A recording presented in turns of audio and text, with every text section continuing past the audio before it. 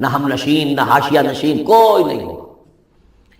واتخذوا من دون اللہ آلہۃ، انہوں نے اللہ کے سوا کو اختیار کر لیے ہیں اپنے معبود، لیکونوا لہم عزا، تاکہ وہ ان کے مددگار بنے، ان کے لیے سہارا بنے، پشت پناہ بنے، اللہ کے ہاں انہیں کچھ چھڑا سکے عذاب سے۔ کلا، ہرگز نہیں۔ سیکفرون بعبادتہم، وہ تو ان کی عبادت کا انکار کریں گے، جیسا کہ پہلے بھی آ چکا ہے۔ وہ فرشتے ہوں، اولیاء اللہ ہوں، انبیاء ہوں، حضرت عیسیٰ ہوں، شیخ عبد القادر جیلانی ہو، کوئی بھی ہو،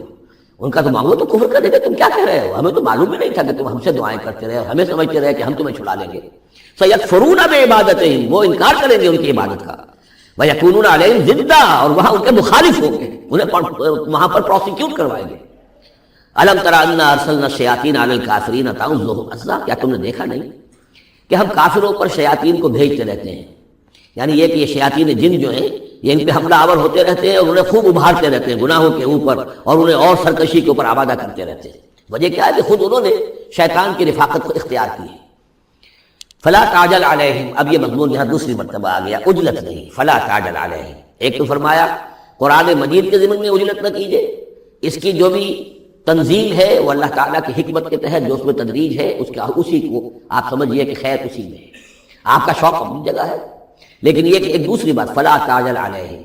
ان کے بارے میں بھی آپ جلدی نہ کیجیے۔ ایسا نہ ہو کہ آپ کے دل میں یہ خیال آئے کہ اب ان کفار مکہ کی رسی جو ہے مزید دراز نہیں ہونی چاہیے، اب ان کو پکڑ لیا جانا چاہیے، انہوں نے حد کر دی ہے۔ جس طریقے سے کہ حضور کو ضد کیے ہوئے تھے وہ ہم دیکھتے چلے آ رہے ہیں سورہ انعام سے، لیکن اے نبی جلدی نہ کیجیے۔ فلا تعجل علیہم، ان کی مخالفت، علی یہاں پر آ رہا ہے، فلا تعجل علیہم انما نعد لہم عدا، ہم ان کی پوری گنتی کر رہے ہیں، ایک ایک عمل ان کا لکھا جا رہا ہے، ہر چیز کا ان کو جواب دہی کرنی ہوگی، ہر چیز کی ان کو سزا مل جائے گی، لیکن یہ کہ ہمارے ہر کام کے اندر جو بھی فطری تدریج ہے، اس کی جو توقیت ہے، اس کا جو نظام ہم نے بنا رکھا ہے وہ اسی کے مطابق ہوگا۔ یوم نحشر المتقین الی الرحمن وفدا، یاد کرو جس دن کی ہم جمع کریں گے اہل تقویٰ کو، وہ رحمان کی طرف آئیں گے مہمانوں کی صورت میں، جیسے مہمانوں کا استقبال ہوتا ہے، وفد آیا ہے۔ وَنَسُوقُ الْمُجْرِمِينَ إِلَىٰ جَهَنَّمَ وِرْدًا، اور جو مجرم ہیں انہیں ہم دھکیلیں گے، دھکے دیں گے، ہانک کر لے جائیں گے جہنم کی طرف، جیسے کہ کوئی پیاسے جانور جاتے ہیں ہاٹ کی طرف۔ لا يملكون الشفاعة إلا من اتخذ عند الرحمن عهدا، کسی کے بھی کوئی شفاعت کام نہیں آئے گی سوائے اس کے کہ جس نے رحمان کے پاس اپنا ایک مقام حاصل کر لیا ہے۔ یعنی ایک شخص جو ہے بنیادی طور پر اللہ کے ساتھ اس نے اپنا عہد نبھایا ہو، اللہ کی بندگی کر رہا ہو، کوئی خطائیں ہو گئی ہیں، کوئی غلطیاں ہو گئی ہیں، جیسے کوئی پھسل جاتا ہے، کوئی کمزور بھی ہوتا ہے انسان، ایسے لوگوں کے لیے تو شفاعت مفید ہو سکتی ہے، لیکن جو سرے سے اس عہد کی خلاف ورزی کر رہے ہو، جو بجائے مشرق کے ان کا رخی مغرب کی طرف ہو، بجائے کعبے کے ان کا رخی جو ہے کسی اور شے کی طرف ہو، تو ظاہر بات ہے کہ ان کے لیے شفاعت نہیں۔ وقالوا اتخذ الرحمن ولدا، اور انہوں نے ایک اور عقیدہ گھڑ لیا ہے کہ رحمان نے اپنے لیے اولاد اختیار کی ہے۔ لقد جئتم شیئا ادا، دیکھو تم نے یہ بہت بڑی بھاری بات کہی ہے، یہ بہت بڑی گستاخی ہے اللہ کی جناب میں، اور کتنی بھاری گستاخی ہے ذرا نوٹ کیجیے الفاظ، تکاد السماوات یتفطرن منہ، قریب ہے کہ آسمان پھٹ پڑے تمہاری اس گستاخی پر،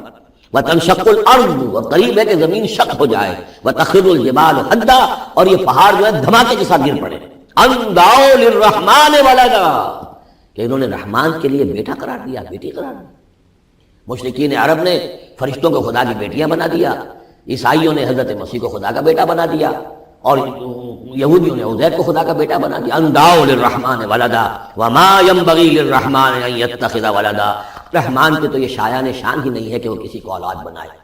یہ اس کی وضاحت میں کر چکا ہوں کہ اولاد کی ضرورت اس کو ہوتی ہے جو خود فانی ہو، ہمیں معلوم ہے ہم مر جائیں گے، ہمارا نام و نشان مٹ جائے گا، اولاد کے ذریعے سے ہمارا نام زندہ رہے گا۔ یہ اصل میں ایک اپنے ہی تسلسل انسان سمجھتا ہے کہ میری ہستی کا تسلسل ہے، میری اولاد گویا کہ میرا اپنی بقا کی ایک شکل ہے، اس لیے کہ یہ انسان کے اندر ہے۔ مجھے یاد ہے جب ہم پڑھتے تھے کالج میں تو الفا ایک کمپنی ہوتی تھی لاہور میں، جو فائل کورز وغیرہ بناتی تھی نوٹ بکس کے، تو اس میں پیرامڈس کے عنوان سے جو بہترین الفاظ لکھے ہوئے تھے ابھی مجھے یاد ہیں، still and resolute, calm and self-possessed, still and resolute. The pyramids echo unto eternity, the defiant cry of man's will to survive and conquer the storms of time. کہ یہ جو ان لوگوں نے فرائضہ نے اتنے بڑے بڑے پیرامڈز بنا دی، کیا بنا دی؟ تاکہ ہمارا نام رہے، ہم تو نہیں ہوں گے، نام رہے گا۔ تو گویا کہ انسان کے اندر ایک خواہش ہے بقا کی، وہ اپنا دوام چاہتا ہے۔ یہ اسے پتا ہے کہ میری ذاتی طور پر تو میرا دوام ہے، تو میں کوئی عمارت بنا دوں، میرا نام جو ہے اس کے حوالے سے دنیا کے اندر رہے، اور یہی معاملہ اولاد کا ہے کہ اولاد سے انسان کو سب سے زیادہ جو اس کو خواہش ہوتی ہے وہ اپنا بقا، اپنا تسلسل، وہ سمجھتا ہے کہ میری اپنی کنٹینیوٹی ہے کہ جو میری اولاد کے ذریعے سے، ظاہر بات ہے کہ اللہ ہمیشہ خود باقی رہنے والا ہے، تو اس کے شایان شان ہی نہیں ہے کہ وہ کسی کو اپنی اولاد بنائے، اسے کوئی ضرورت ہی نہیں ہے، تو تمہارے لیے ہے معاملہ کہ تم فانی ہو، لہذا تمہیں ضرورت ہے کہ کوئی تمہارا نام لیوا باقی رہے۔ وما ينبغي للرحمن ان يتخذ ولدا ان كل من في السماوات والارض الا آتي الرحمن عبدا، نہیں ہے کوئی بھی آسمانوں اور زمین میں کوئی بھی مگر یہ کہ وہ حاضر ہوگا رحمان کی عدالت میں بندے کی حیثیت سے، کسے باشد، جبکہ ہمیں معلوم ہے کہ محمد رسول اللہ صلی اللہ علیہ وسلم بھی حاضر ہوں گے تو بندے کی حیثیت سے، عبدہ و رسول، عبد۔ اور حضور فرماتے ہیں کہ اس روز میدان حشر میں لواء الحمد بیدی، میرے ہاتھ میں ہوگا حمد کا جھنڈا، اور اس روز جو میں حمد کروں گا اللہ کی وہ آج نہیں کر سکتا، اللہ تعالیٰ کی حمد بیان کریں گے محمد رسول اللہ عدالت خداوندی میں کھڑے رہ کر۔ تو معلوم یہ ہوگا کہ جو بھی آئے گا بندہ بن کر آئے گا، وہ عیسیٰ ہو یا عیسیٰ ابن مریم انت قلت للناس اتخذونی و امی الہین من دون اللہ، سوال کیا جائے گا کہ نہیں؟ تو فرمایا کہ ان کل من فی السماوات والارض، یقیناً کوئی نہیں ہے آسمانوں اور زمین میں، الا آتی الرحمن عبدا، مگر وہ رحمان کی خدمت میں آئے گا، حاضر ہوگا بندے کی حیثیت سے۔ لقد احصاہم، اس نے ان سب کی گنتی کی ہوئی ہے، ان کا پورا احاطہ کیا ہوا ہے، کوئی چھپ نہیں رہے گا، کہیں بچ کر نہیں رہ جائے گا، عدہم عدا، اور ہم نے پوری گنتی رکھی ہوئی ہے۔ وکلہم آتی ہے یوم القیامت فردا، اور قیامت کے دن یہ سب کے سب آئیں گے تو ایک فرد کی حیثیت سے، انڈیویجول کیپیسٹی میں محاسبہ ہوگا، نہ ماں باپ ساتھ ہوں گے کوئی شفاعت کرنے کے لیے، کوئی گڑگڑانے کے لیے، نہ اولاد ہوگی، نہ شوہر کے ساتھ جوری ہوگی، نہ جورو کے ساتھ شوہر ہوگا، کچھ نہیں، ہر ایک شخص نفسی نفسی، اپنی جان۔ وکلہم آتی ہے یوم القیامت فردا، میری جو کتاب ہے سابقہ اور موجودہ مسلمان امتوں کا ماضی حال اور مستقبل، اس میں ایک چیپٹر ہے قرآن کا قانون عذاب، کہ عذاب جو قوموں کے اوپر آتا ہے وہ دنیا میں آتا ہے، آخرت کا عذاب جو ہے وہ افراد کے لیے ہے، محاسبہ اجتماعی جو ہوتا ہے وہ اللہ کا دنیا میں ہوتا ہے، لیکن آخرت کا حساب وہ جو ہے محاسبہ انفرادی ہے۔ ان الذين آمنوا وعملوا الصالحات سيجعل لهم الرحمن ودا، یقیناً جو لوگ ایمان لائے اور جنہوں نے نیک عمل کیا، ان قریب رحمان ان کے لیے محبت پیدا کر دے گا، یعنی لوگوں کے دلوں میں محبت ڈال دے گا۔ یہی ابو بکر ہوں گے جن کا نام کس تعظیم سے لوگ لیا کریں گے، کس محبت سے لیا کریں گے، یہی بلال ہوں گے جن کی جو تعظیم ہوگی، جن کی کتنی محبت کی جائے گی۔ ابھی ذرا وقت ہے، کٹھن ہے، سيجعل لهم الرحمن ودا، حدیث میں بھی آتا ہے کہ اللہ تعالیٰ جو ہے اپنے کسی بندے سے محبت کرتا ہے تو پہلے فرشتوں کو، جبرائیل سے کہا جاتا ہے کہ میں اپنے اس بندے سے محبت کرتا ہوں، اعلان کر دو، وہ فرشتوں میں اعلان کرتے ہیں، ان کے دل میں اس کی محبت ڈال دی جاتی ہے، پھر وہ عام دنیا میں اور لوگوں کے اندر اس کے دل میں اس کی ایک محبت ڈال دی جاتی ہے۔ فَإِنَّمَا يَسَّرْنَاهُ بِلِسَانِكَ، یہ آیت بڑی اہم ہے،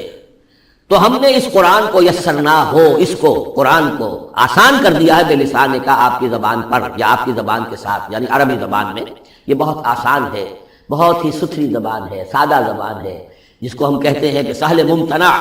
اس کے اندر ثقالت نہیں ہے، بوجھل پن کا نہیں ہے، بہت بھاری بھرکم الفاظ کہیں شاذ آئے ہیں، ورنہ عام طور پر قرآن مجید جو بڑی سلیس زبان میں ہے۔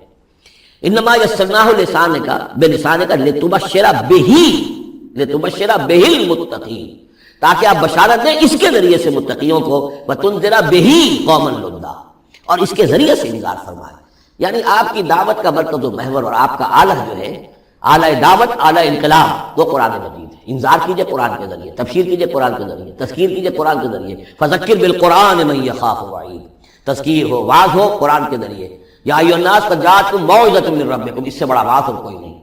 تزکیہ نفس و قرآن کے ذریعے سے، شفاء لما فی الصدور یہ ہے، سورہ یونس میں بھی آ چکا، سورہ بنی اسرائیل میں بھی آ چکا، وَنُنَزِّلُ مِنَ القرآن مَا هُوَ شِفَاءٌ وَرَحْمَةٌ لِّلْمُؤْمِنِينَ، تو قرآن مجید ہی در حقیقت دعوت اور تربیت کا اور تعلیم کا گویا کہ اس کا محور ہے، مرکز و محور۔ فَإِنَّمَا يَسَّرْنَاهُ بِلِسَانِكَ لِتُبَشِّرَ بِهِ الْمُتَّقِينَ وَتُنذِرَ بِهِ قَوْمًا لُدًّا وَكَمْ أَهْلَكْنَا قَبْلَهُم مِّن قَرْنٍ، اور ان سے پہلے ہم نے کتنی ہی قوموں کو ہلاک کیا، هل تحس منهم من أحد، ان میں سے کسی کی کوئی آہٹ تمہیں نظر آتی ہے، کہیں کوئی باقی ہے نام و نشان، کہیں عاد کا کوئی نام و نشان باقی ہے، اور تسمع لهم ذکرا، یا کہیں ان کی کوئی بھنک تمہارے کان میں آتی ہے، معلومات نسیم منسیہ، ختم ہو گئے۔